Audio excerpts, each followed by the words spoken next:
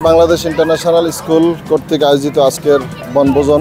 এখানে আমরা এসেছি আজকে জেদ্দার অদরে এক পিকনিক স্পটে।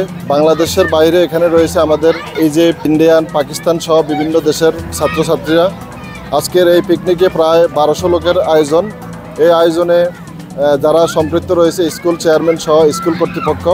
এখানে রয়েছে বাচ্চাদের জন্য খেলাধুলার ব্যবস্থা, সাংস্কৃতিক অনুষ্ঠান, আরও রয়েছে র্যাফেল ড্র সহ বিভিন্ন আয়োজন।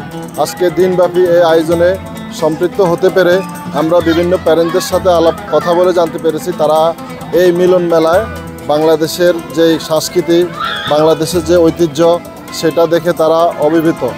আমরা বিভিন্ন স্পোর্ট ঘুরে দেখেছি, ছোট ছোট বাচ্চারা সহ এখানে ক্লাস 10, 11 সহ বিভিন্ন ক্লাসের স্টুডেন্টরা এখানে এসেছেন। তারা অনেক খুশি এই ধরনের আয়োজন করার জন্য। তারা স্কুল কর্তৃপক্ষকে অনেক ধন্যবাদ ও কৃতজ্ঞতা জানাচ্ছি। এখানে আমার ফ্রেন্ড তার সাথে খেলতে পারছি, অনেক আনন্দ হচ্ছে এখানে এসে আমার অনেক মজা লাগছে, ফ্রেন্ডদের সাথে খেলতে পারছি এবং অনেক সুন্দর জায়গাটি।